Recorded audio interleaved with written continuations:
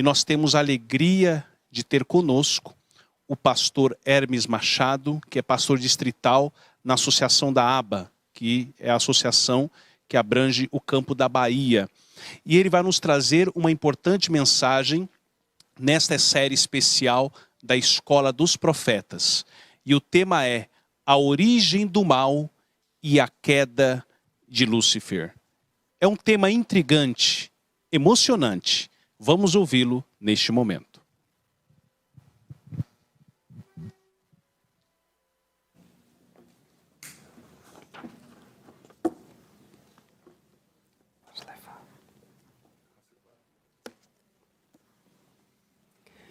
Que a graça de Deus esteja conosco em mais um culto de adoração a Deus, em mais um momento em que podemos aprender da palavra do Senhor. Porque Deus permitiu o mal? E por que Deus não destruiu Satanás imediatamente após a sua rebelião? Por mal entender esses assuntos e não obtermos respostas a essas perguntas, podemos interpretar mal o caráter de Deus e até descrer do seu amor, da sua grandeza e da sua justiça.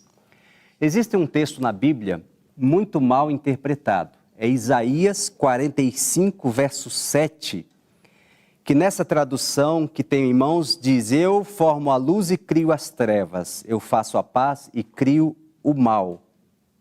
Eu, Senhor, faço todas essas coisas. E na tradução que aparece na tela, eu até gostaria que voltasse o texto. Essa tradução da Bíblia na linguagem de hoje apresenta o sentido real do texto. Quando a Bíblia diz nesse verso que Deus criou o mal, não está falando de Lúcifer e do mal como entendemos. O sentido correto aparece aí nessa tradução da linguagem de hoje. Eu mando maldições, bênçãos e maldições. E é isso mesmo. A maldição é resultado da desobediência a Deus. Quero também ler o texto ainda em outra tradução, na Bíblia Viva. Diz assim: eu crio a luz e a escuridão. Eu controlo todos os acontecimentos, os bons e os maus. E é isso mesmo que nós cremos pela palavra de Deus. Deus está no controle de todos os acontecimentos. Até se você já estudou bastante a história de Jó, você vai perceber que Jó atribuiu as desgraças que ele recebeu a Deus. Ele não tinha o conhecimento que temos, ele pensava que aquilo que ele havia recebido de Deus, aquilo que ele havia recebido de maldição, vinha também de Deus. E nós sabemos que tudo aquilo foi provocado, promovido por aquele que veio para destruir e matar, e não ao nosso Deus deve ser atribuído isso, né? Portanto, queridos irmãos, vamos entender com a graça de Deus nessa noite esse assunto de uma vez por todas. Deus não criou Satanás, Deus criou Lúcifer. E porque ele tinha poder de escolha, ele tornou-se o inimigo de Deus, tornou-se Satanás. É conhecido de muitos o pensamento conhecido como paradoxo de Epicuro. Esse filósofo grego, ele divulgou a ideia de que Deus não podia ser onisciente, onipresente e bondoso ao mesmo tempo.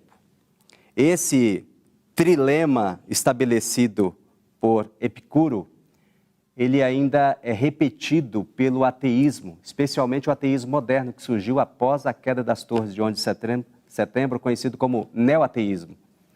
Então, há um pressuposto muito conhecido do ateísmo que diz assim: se Deus é bom, ele não é poderoso, porque ele quer fazer o bem, quer resolver o problema do mal, mas ele não consegue. Se Deus é poderoso, ele não é bom, porque ele tem o poder, mas ele não tem a bondade, a vontade de resolver o problema do mal.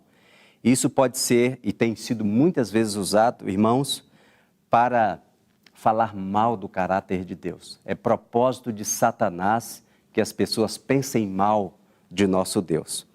Pois bem, apesar de a palavra de Deus ser para nós uma abençoada revelação, existe nela, na Bíblia, certos pontos que são mistérios.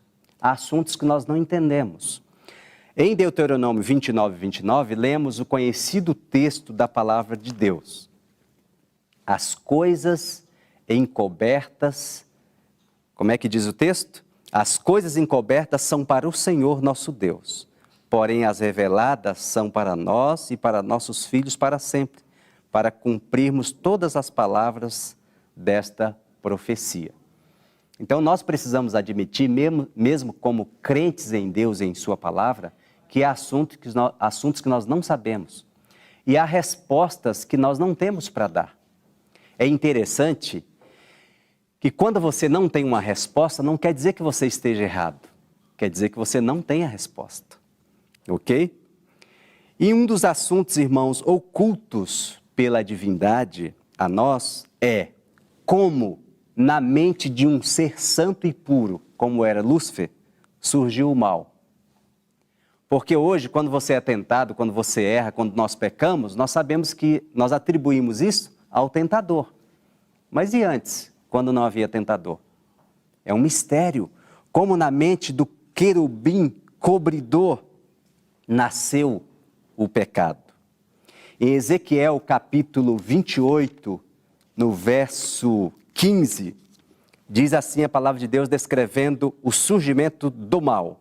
Perfeito eras nos teus caminhos, desde o dia em que foste criado, até que se achou iniquidade em ti. Até que se achou iniquidade em ti. Pois bem, nós sabemos que o nome Lúcifer não encontramos na Bíblia, né? Este nome é uma interpretação de Isaías 14:12, né? E Lúcifer do hebraico quer dizer aquele que brilha, vem também do latim com esse mesmo sentido. Então hoje não cabe a Satanás o nome Lúcifer. Chamar Satanás de Lúcifer hoje seria um grande elogio. Ele era Lúcifer quando ele ocupava essa posição de portador de luz. Mas hoje ele é o diabo, é Satanás, portador das trevas, da inimizade contra Deus. Tornou-se o inimigo de Deus.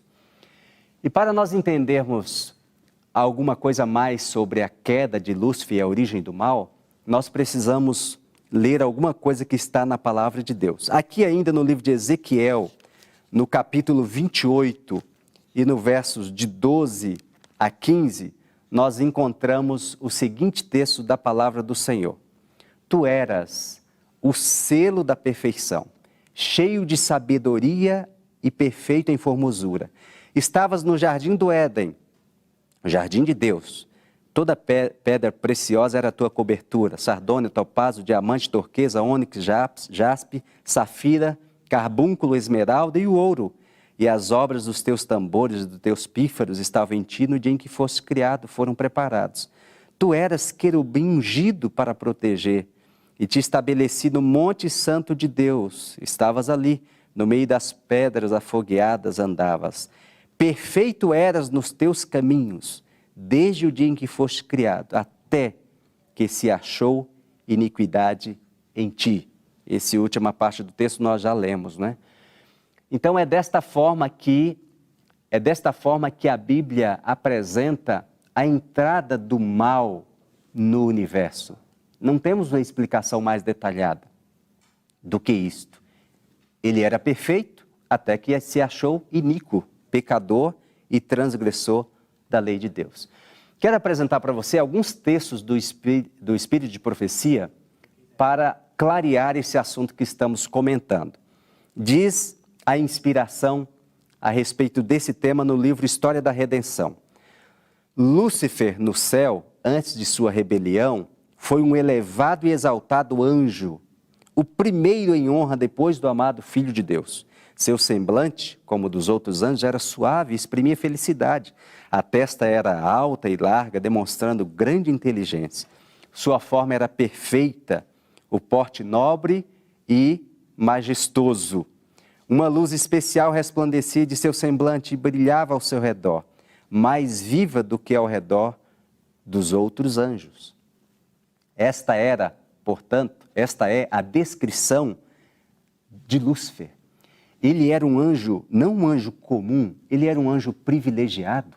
Depois de Jesus, ele era o primeiro em importância, em luz e em brilho.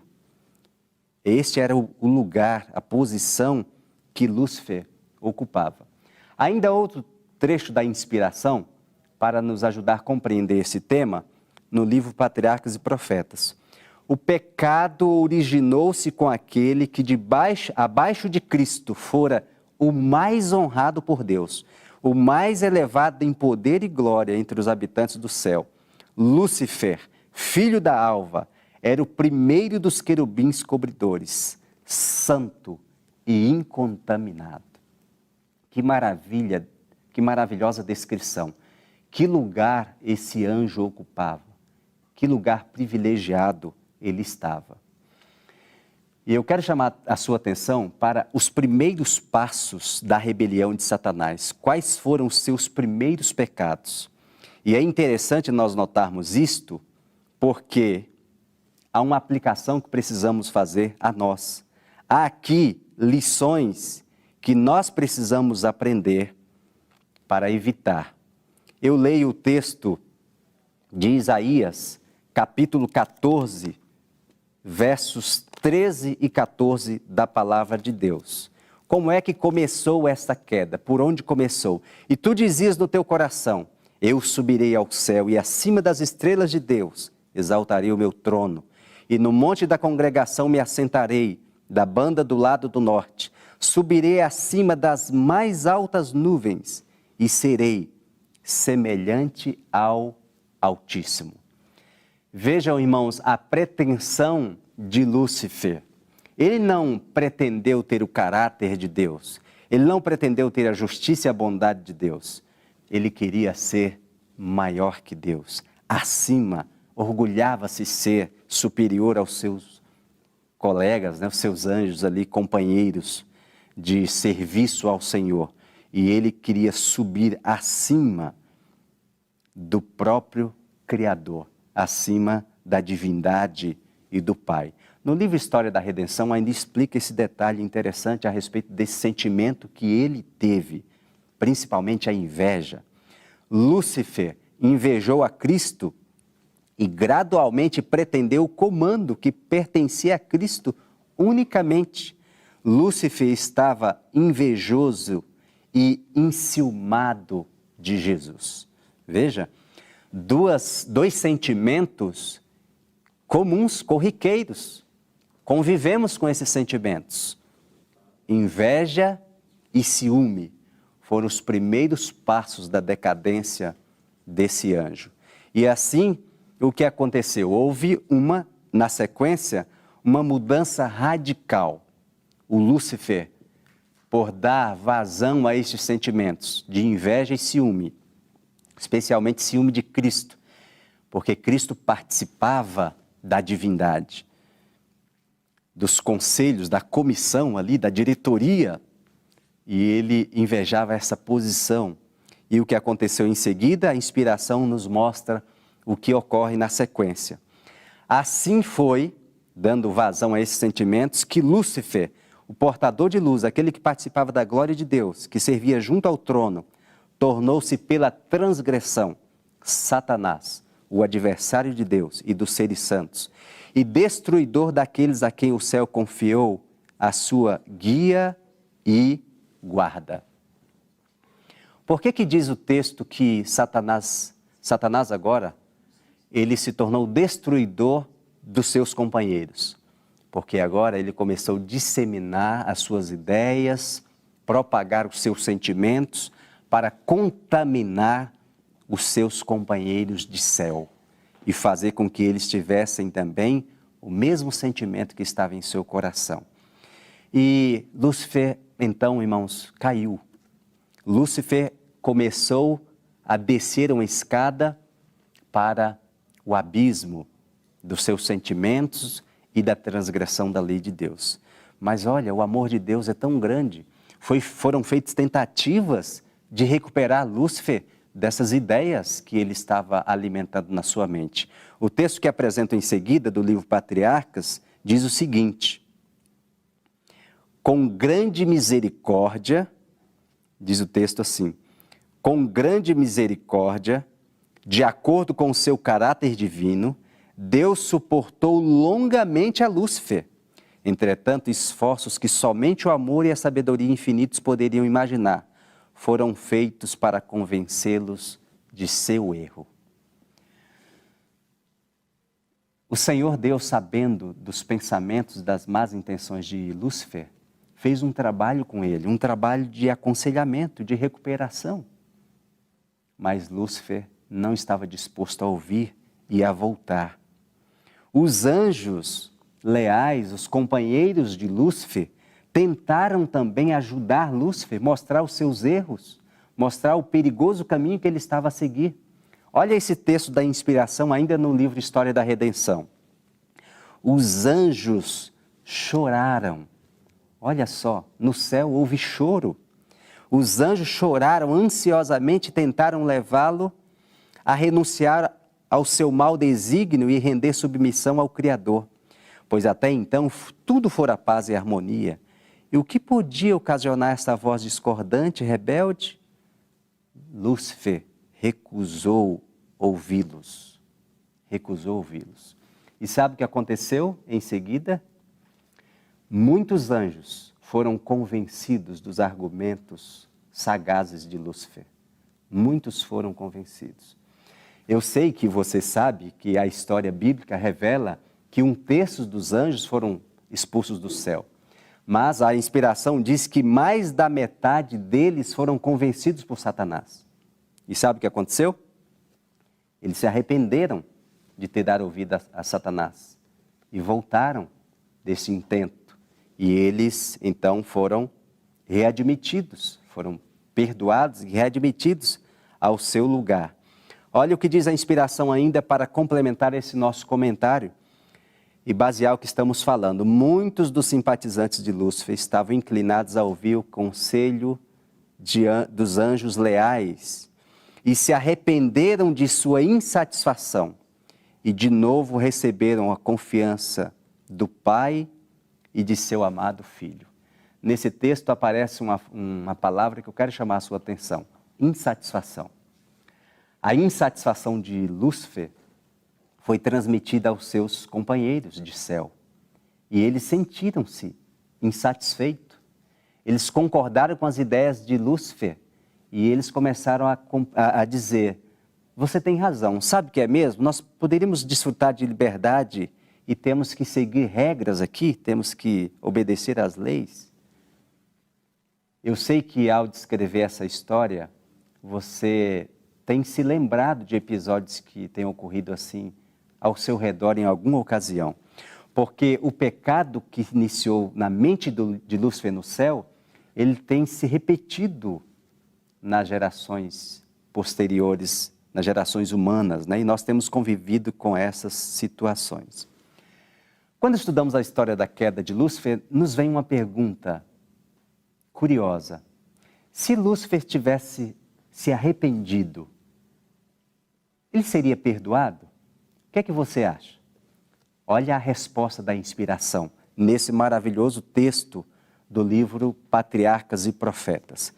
Houvesse ele feito isto, e poderia ter salvo a si mesmo e a muitos anjos. Ele não tinha naquele tempo repelido totalmente sua lealdade a Deus.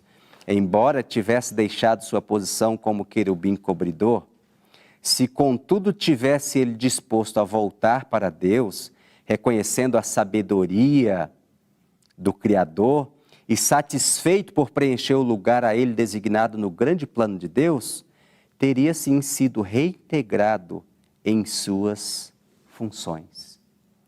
Teria sido reintegrado. Então a resposta é positiva. Se Lúcifer, ao receber os conselhos e advertências de Deus, também as advertências dos seus companheiros, os anjos, tivesse voltado atrás, ele teria sido perdoado, teria sido recolocado no seu lugar de honra e tudo voltaria à paz perfeita. Mas ele não quis ouvir. Você já deve ter lidado com alguém obstinado a cometer um erro. Alguém que você deu um conselho e a pessoa não quis ouvir e depois sofreu terríveis consequências. Ou talvez você já tenha tido a experiência de você mesmo ter ouvido um bom conselho de alguém de sua confiança, alguém que quer o seu bem, e você ouvidou, ou seja, não deu ouvido, e se deu muito mal. Isso acontece conosco, isso aconteceu também com Lúcifer. Mas a grande pergunta que se faz é: por que Deus não destruiu Satanás assim que ele se rebelou? E a inspiração vai nos dar respostas para que nós nunca mais tenhamos esta dúvida atrapalhando a nossa compreensão do amor de Deus. Olha só, esta pergunta tem incomodado muitas pessoas, mas a inspiração diz o seguinte: por que não se eliminou a existência de Satanás no início de sua rebelião? Resposta: está sublinhada aí. Foi para que o universo se pudesse convencer da justiça de Deus ao tratar com o mal, e para que o pecado pudesse receber condenação eterna. Aqui está uma resposta no livro Educação. Por quê? Porque o universo precisava compreender a justiça de Deus. O modo de Deus lidar com o mal era uma coisa nova. E se Deus tomasse uma atitude ali precipitada, causaria um grande mal. Deus é sábio, é onisciente.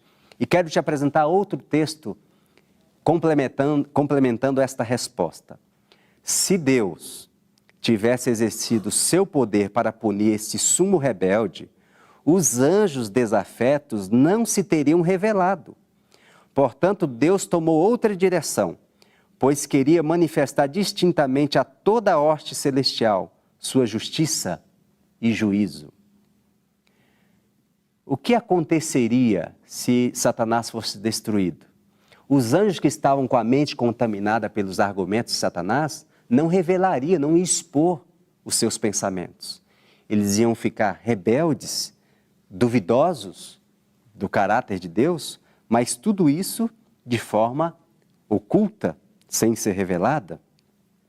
Quero ainda apresentar outros textos da Palavra de Deus em resposta a essa pergunta. Eu me demoro um pouco nesses textos porque esta pergunta, ou as respostas a ela, é de suma importância para a nossa compreensão. Veja o que diz o livro Patriarcas ainda. O verdadeiro caráter do usurpador e seu objetivo real devem ser compreendidos por todos. Ele deve ter tempo para manifestar-se pelas suas obras iníquas.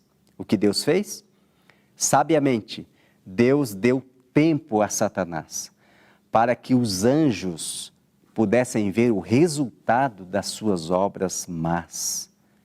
E se ele tivesse sido imediatamente destruído, não se saberia se Satanás é mau. Ele precisava frutificar. Quero apresentar-lhes ainda outros textos da inspiração que revelam a razão por que Satanás não foi destruído assim que pecou. Agora do livro Grande Conflito. Os habitantes do céu e de outros mundos, não estando preparados para compreender a natureza ou consequências do pecado, não poderiam ter visto, então, a justiça e misericórdia de Deus com a destruição de Satanás. Houvesse ele sido imediatamente excluído da existência e teriam servido a Deus antes por temor do que por amor. A influência do enganador não teria sido destruída por completo. Tampouco o espírito de rebelião se teria desarraigado totalmente. Devia-se permitir que o mal chegasse a amadurecer para o bem do universo inteiro, através dos séculos sem fim. Devia Satanás desenvolver mais completamente os seus princípios, para que suas acusações contra o governo divino pudessem ser vistas sob sua verdadeira luz por todos os seres criados, e para sempre pudessem ser postas acima de qualquer dúvida a justiça e misericórdia de Deus e a imutabilidade de sua lei. Viu só? Se Satanás tivesse sido destruído imediatamente, ele teria sido destruído. Mas as sementes que ele havia semeado no coração dos anjos ainda iria produzir um mal maior, um grande mal. Então o que aconteceu? Quando Satanás não pôde ser recuperado, a Bíblia diz que houve o quê? Guerra no céu. Houve uma batalha. E diferente do que muitas vezes nós pensamos, irmãos, esta batalha que ocorreu no céu foi uma batalha literal. Olha o que diz a Bíblia em Apocalipse capítulo 12. Você pode encontrar no verso 7 essa descrição. Houve batalha no céu. Miguel e seus anjos batalhavam contra o dragão e batalhavam o dragão e os seus anjos. Na sequência, quero mostrar o texto de História da Redenção na página 18. Preste atenção nesta informação desse texto. Os anjos foram dispostos em ordem por companhias, cada divisão com o seu anjo mais categorizado à frente. Então imagine um exército e os soldados enfileirados para a guerra, com o soldado mais forte, mais experiente à frente. Foi isso que aconteceu. E ainda nesse outro texto que você pode acompanhar, diz assim: o grande Deus podia de uma vez lançar do céu este arqui-enganador, mas este não era o seu propósito. Queria dar aos rebeldes uma oportunidade igual para medirem sua força e poder com o seu próprio filho e seus anjos leais. Eu quero aproveitar a oportunidade para dizer para você que Deus e Satanás não têm forças iguais.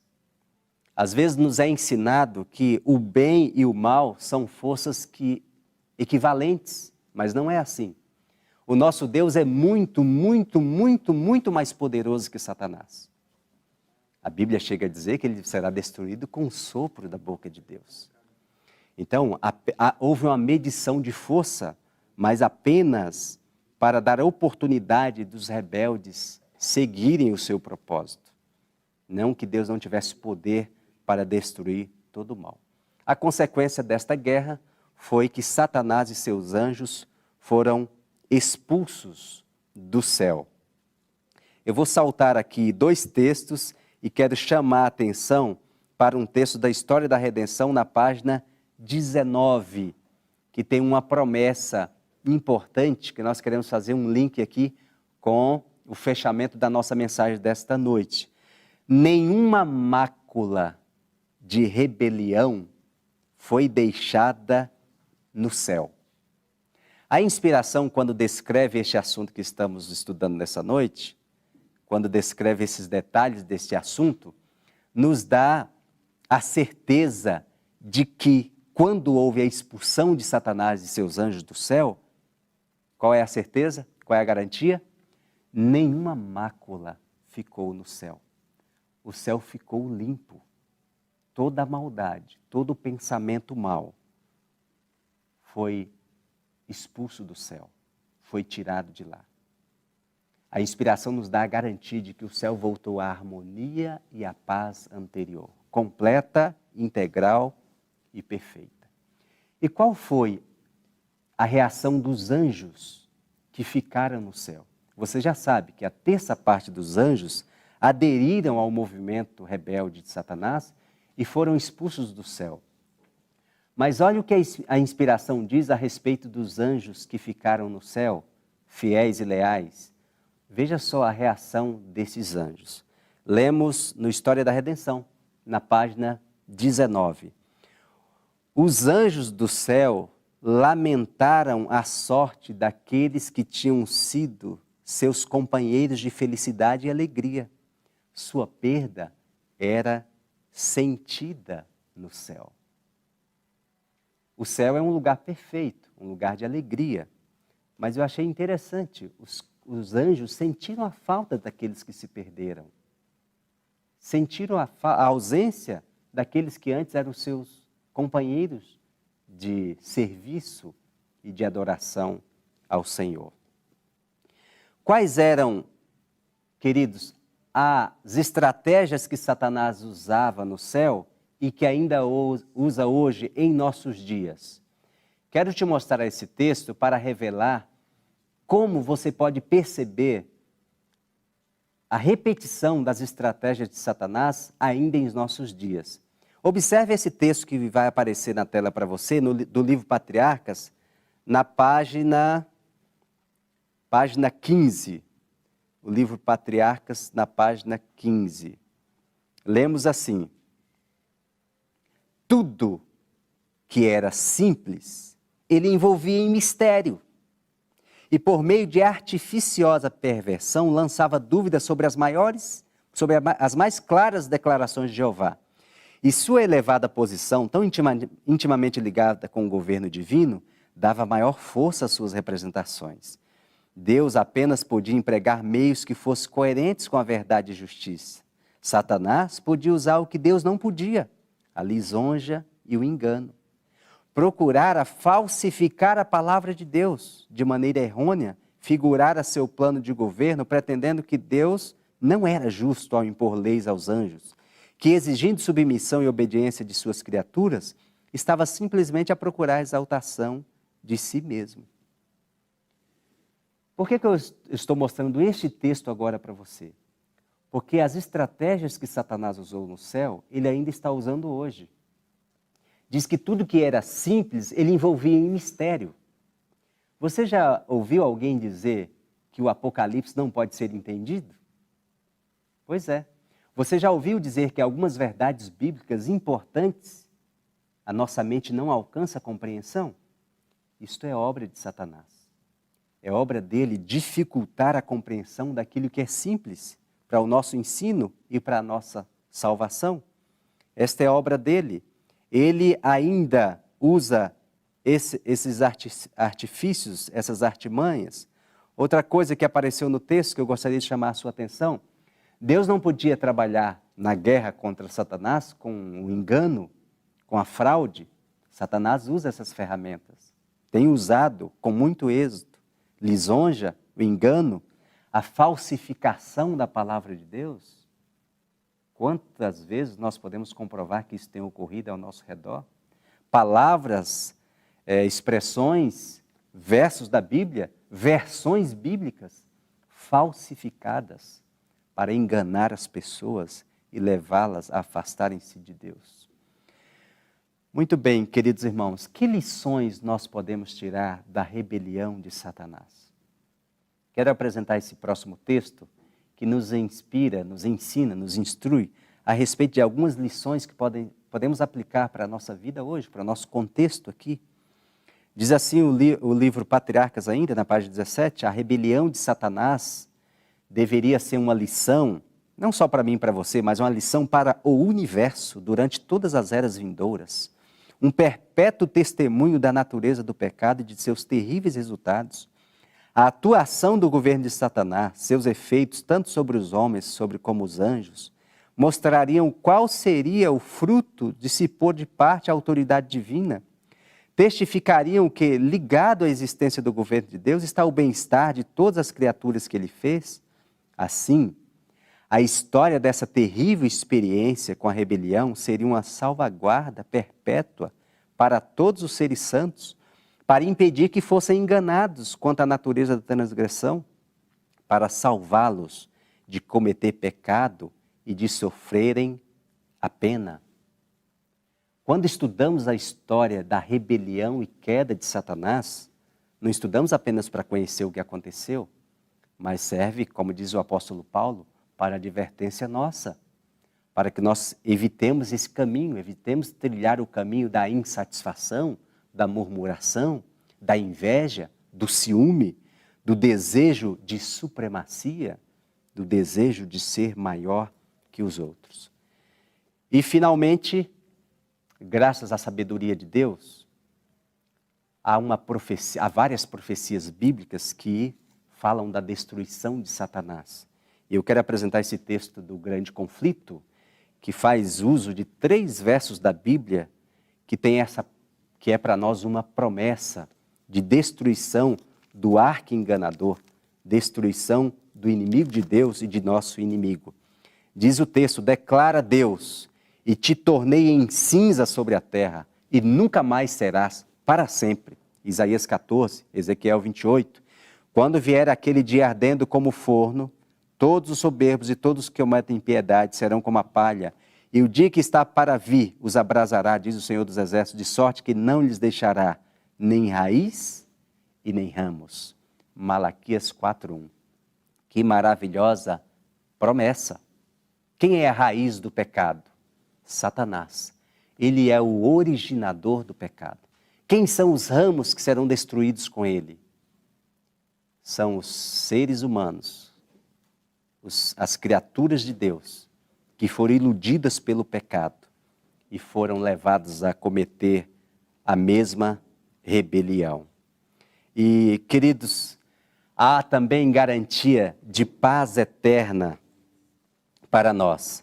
Assim como na expulsão de Satanás do céu, eu li agora há pouco que nenhuma mácula de rebelião foi deixada no céu, assim também nós temos a garantia de que não haverá a possibilidade de uma nova rebelião após a restauração de todas as coisas. Isso é animador, isso traz alegria, traz esperança. Eu quero ainda dividir com você o texto do grande conflito, que nos traz a explicação de como acontecerá isso, como o universo será purificado do mal e como a felicidade será eterna. Diz assim o texto: o universo todo terá sido testemunha da natureza e resultados do pecado. E seu completo extermínio, que no princípio teria acarretado o temor dos anjos, desonrando a Deus, reivindicar agora o seu amor e estabelecer a sua honra perante a totalidade dos seres que se deleitam em fazer a sua vontade e em cujo coração está a lei divina. Jamais o mal se manifestará de novo, diz a palavra de Deus. Não se levantará por duas vezes a angústia, Naum 1:9. A lei de Deus, que Satanás acusara de jugo de servidão, será honrada como a lei da liberdade, como uma criação experimentada e provada. Nunca mais se desviará da fidelidade para aquele cujo caráter foi perante eles amplamente manifesto como expressão de amor insondável e infinita sabedoria.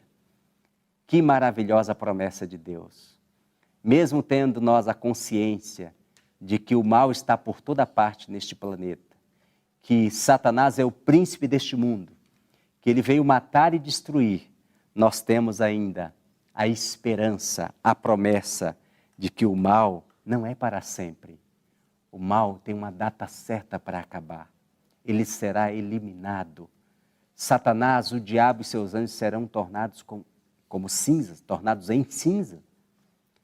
E a maldade não levantará a cabeça segunda vez.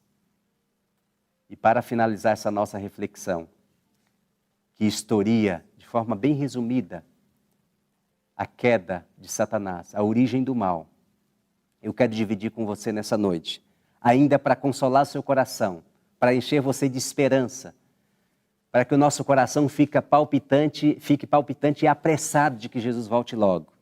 Esse texto, que é o último parágrafo, se você já leu o livro Grande Conflito, é o último parágrafo do livro Grande Conflito. Que esse lindo texto possa nos encher de consolo, de esperança e de fé. Lemos na palavra inspirada: o grande conflito terminou. Pecado e pecadores não mais existem. O universo inteiro está purificado. Uma única palpitação de harmonioso júbilo vibra por toda a vasta criação. Daquele que tudo criou emanam vida, luz e alegria por todos os domínios do espaço infinito. Desde o minúsculo átomo até o maior dos mundos, todas as coisas, animadas e inanimadas, em sua serena beleza e perfeito gozo, declaram: Deus é amor. Amém.